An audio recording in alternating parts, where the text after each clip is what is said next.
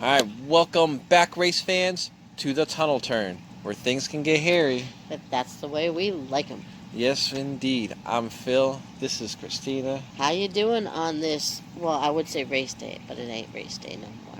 Yeah, we got tied up a little bit, but we're getting this video done, this review of New Hampshire's 300-mile race. I'm sorry, it's more like the review. Yes, review. We did have some technical difficulties and we lost some footage, so we're shooting it again, but that's okay. This time, hey, we get this beautiful outdoor for the first time. Yeah, and the bird dropping its food on me. Out here in the elements, hanging out, having a good time, shooting the tunnel turn. I guess if you can call this elements, this is just sun, Well, it's an element, right? I guess.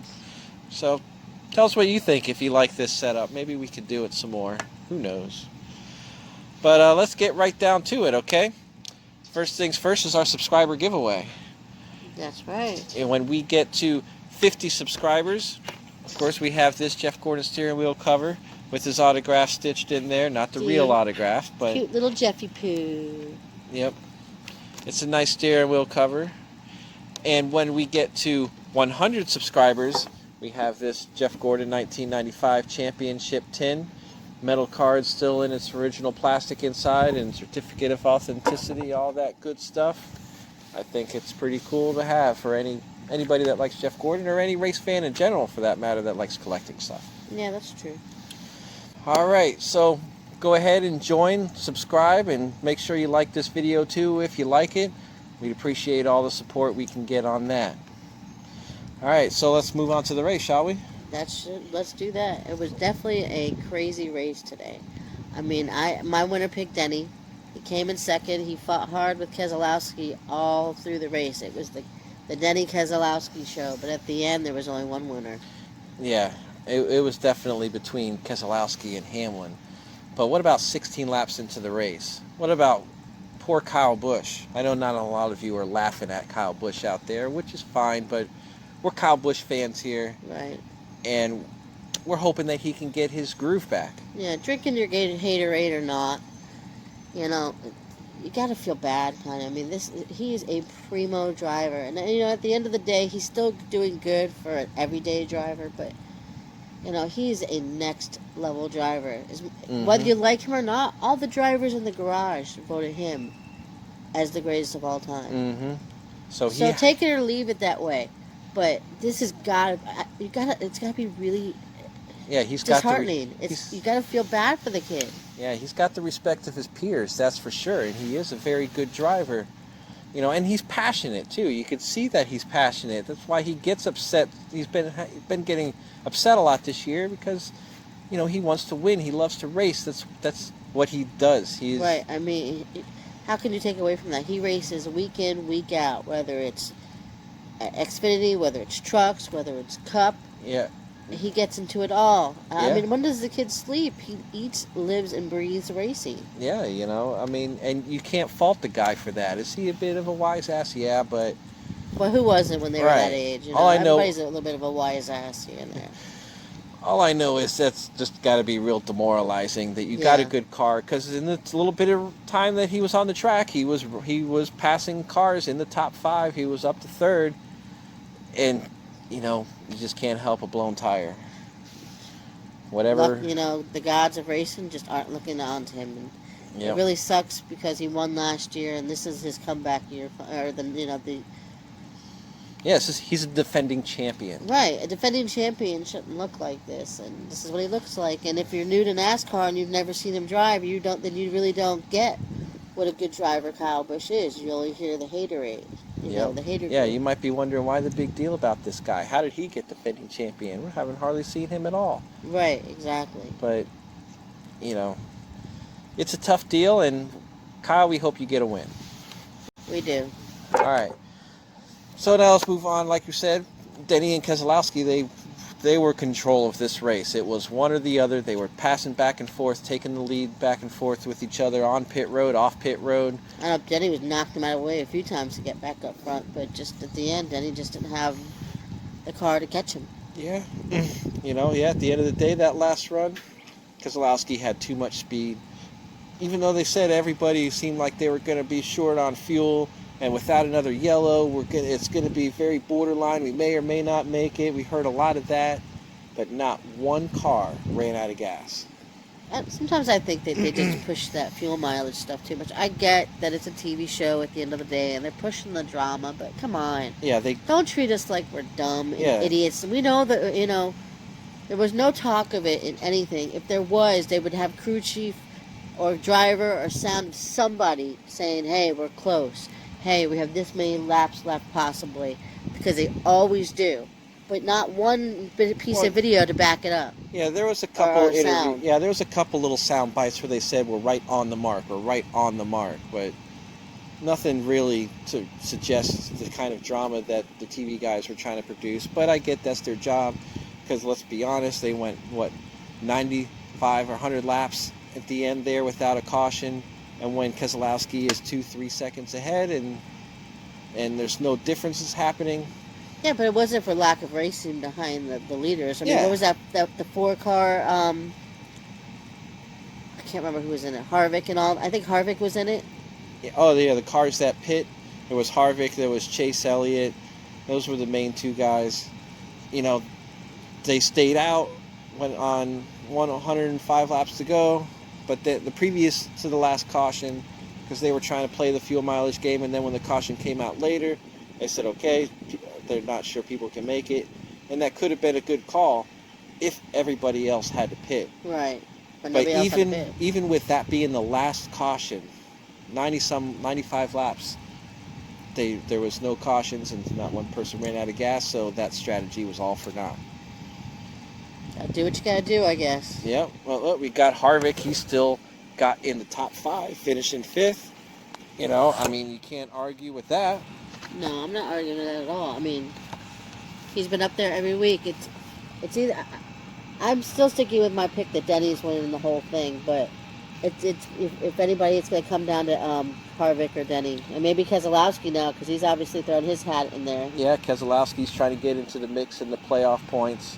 But remember, all you really need to be is in the top 4 after that last round. So Right. even Logano, even though he only has 14 playoff points, he's still in the top 4. So, he's still on a good pace to make it to Phoenix, not Homestead. Well, not to mention, we all know top 5, all these guys, Hamlin, Harvick, Brad, Logano, Chase, they're all capable of winning. Yeah. So all you gotta do is get yourself in the playoffs. Who cares where exactly you end up in the point standings? You win, you're in the next round. Yeah, because even in that last round of top 8, and we know Logano can win because we've seen him win in the last round. The year he won his championship, he was winning races in those playoffs. yeah. So there's always that possibility for an upset. It's not all about how much playoff points you have. Right. While yes, they help you get through the first round, that alone doesn't put you in the final 4. Exactly. Winning puts you in the final 4. Right, And winning- all of those guys we know can win. Yep, that's one thing I do love about this system is it rewards winning races. It's not just, okay, just have a good race, be in the top 5, and then before you know it, you're 300-400 points ahead, and it's not an exciting race at all. Yeah, but, I think there's got to be a bit of a balance, too, at least throughout the year. I'm not talking about the playoffs. The playoffs should stay the same. Winning should matter. But during the year, I think they should give a little bit for consistency, because... Well, that's why they have that playoff position bonus where you finish in overall points, gets you that much more playoff points to help you put you in that much of a better spot. Well, then that's good. That's what they should have, because consistency shouldn't be thrown out the window Right. at all. You should have some kind of reward for being able to stand up there and stay up there every week, no matter what. I mean, how many races did we watch Harvick almost drop to the back, and you think he's not going to be a factor, and then you look at the end, there he is in the top 10. Yeah, look at Eric Almirola. He's got his 9th straight top 10. So he is now 8th in overall points versus 11th in the playoff points because he doesn't have a win. Right. And that being an 8th, that gives him a few more playoff points where the guys around him don't necessarily have that. And he's got the Bush brothers right on his tail, Yeah. And neither one of them could win any race, so it could be him behind, put back just like that too. Yep. But we only got 6 races left, so it's. Yeah, there's only 6 races left now, so. We're starting to run out of time. All right, we could also give a shout out to these 2 rookies in the top 10. These rookies again. These rookies are looking really impressive. I mean, Cole Custer, 8th, Tyler Reddick, 10th. I mean, it seems like every week there's a rookie in the top 10 lately. Almost gives you flashbacks to the year that Ryan Newman and Jimmy Johnson and all of them came in together. Yeah, the late 90s, early 2000s, where it's like every year we got good rookies, and most of those rookies are now the good veterans that we know now. Yeah, all the ones that are retiring. Yeah, well, not all of them are retiring. We still got plenty of good drivers in there. But here's our future right here. Cole Custer and Tyler Reddick, these 2 guys are going to be good. Yeah, it's definitely good to see them up there. It's good to see Chase back in the top 10, too. Yeah, thank you, Chase, for getting back in the top 10, even if it's just barely. But like we said before about his pit call, he was on the wrong side of that pit call. Yeah, it sucked. It is what it is. I mean, I guess the biggest other surprise is probably Ryan Blaney down in 20th, because he was a part of that group, too. And here, Harvick and Chase had time to get up there, but Blaney just sat in about 20th the entire last stage of the race. I'm not exactly sure why. Maybe he just didn't have the car to motor through all that after I don't know. I don't know what it is, but fortunately for him, if we look over to the playoff points, he does have a win, so he is locked in, while I'm sure... pretty. Yeah, well, I'm sure he would like a little bit more than 8. He's there, he's locked in, so a bad race doesn't hurt. No, because like we said, you win, you're in. So. Yeah. Hamlin winning the stage added to his point lead, and like we already said, Brad Keselowski winning the race and the stage got himself in the mix. Mm-hmm. He is right there with the big 2. He wants to say, hey, let's make this a big 3. That's right. And that's about main changes up here. The bubblers, Almirola, like we said, another solid finish. He's got plenty of points. Oh, yeah. I think he's sitting pretty, too. I don't think he's going anywhere. I think he's going to be locked into the chase when's all said and done. Yeah, I don't... It would take a real utter disaster for him to lose that kind of points to fall out and not make it. Yeah, I highly doubt it. I think it's a lot more likely that he wins a race and gets himself locked in and gets himself some playoff points. And wouldn't it be nice to see another Stewart-Haas driver winning? Hell yeah. Well, I don't expect much out of Boyer, but... Yeah. Well, even though he's still technically in right now, 43 points, like you said. Yeah, but he's all, every chase he gets technically in. Right. And then he just goes away in the first round, just like he goes away in every race. Right, because he's good at finishing in the teens. So let him be in the teens. He'll keep finishing in the teens. Yeah, I looked up his average, of this year. His average finish in all the races this season is like 15th. Yeah. Which, I guess is okay for... Yeah, there are plenty of drivers that would love to have an average finish like that. 15th, but you know what? The 14 car needs to be in victory lane, at least some of those. Right, but those are teams like Richard Petty Motorsports or Front Row Motorsports. Those are the kind of teams that say, man, the top 15th in points would be good. But those are also second-tier teams. But you're on Stewart-Haas Racing. Exactly. And on Stewart-Haas Racing, that is a championship-winning team. Exactly. I mean, look at Kevin Harvick. You've had Kurt Busch recently. He was always winning races in it. You have Eric Almirola. He's doing really good in these cars. Not to mention Tony Stewart won championship in that very car. Right. So, in Stewart-Haas Racing. Right. So you can't say anything about the equipment. Oh, it says, you can't get the handle on it. Oh, you can't get the equipment, or blame the crew chief and they can't set up a car for him. Well, how long are you going to blame everybody else but him? Right. But... that's just... Yeah, that's just my opinion. That's just these 2 fans' opinions. I know he's popular. William Byron, he's barely holding on to his spot after an 11th place finish, which is just mediocre. That seems to be where he is. If it comes down to battling between Byron and Reddick at the end, that's going to be crazy to see. I bet you that's going to be exciting. I honestly think Reddick can take him down. I think Reddick has a better chance. I do too. But Jimmy Johnson is also right there. Eric Jones is right there. Plus, these are guys that could potentially win a race. Mm-hmm. And then if they win a race, well, then everybody shifts down one more spot. Exactly. You know, and that's what makes the playoff system good, because it's constantly changing. It's unpredictable. I like that about it too. I love the playoff system. Don't get me wrong. I like the old, this point system and how it went when we first started watching.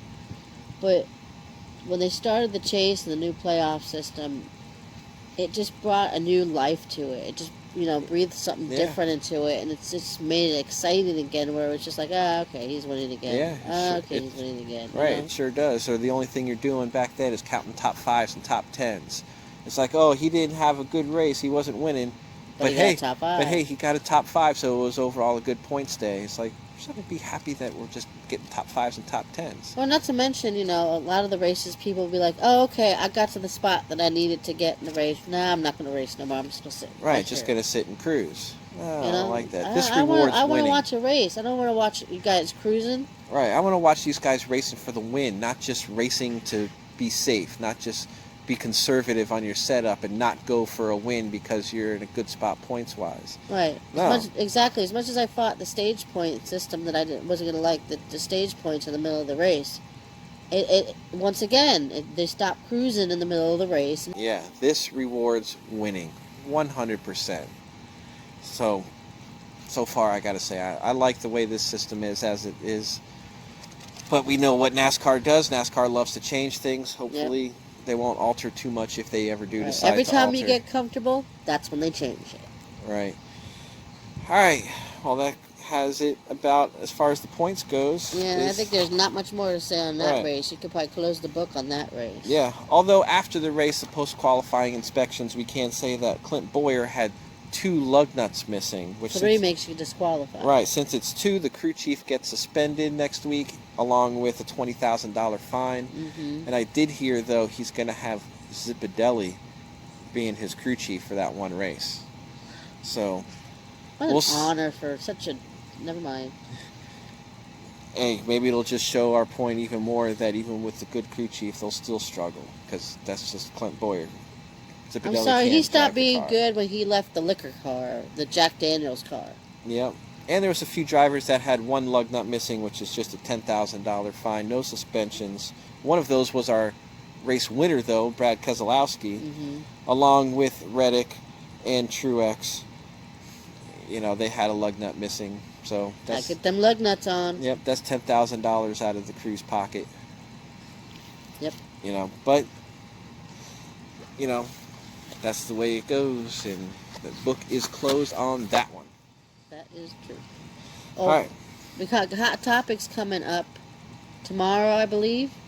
So make sure to check it out. We're going to be talking about the silly season, little reports about Brad Keselowski, a little bit about Bubba Wallace. Yeah, and maybe whatever other hot topics come to our mind. If you want to let us know about anything to talk about, put in the comments. We'll be glad to talk about it. We'll talk about it with you. Always look for us on Twitter. Yep.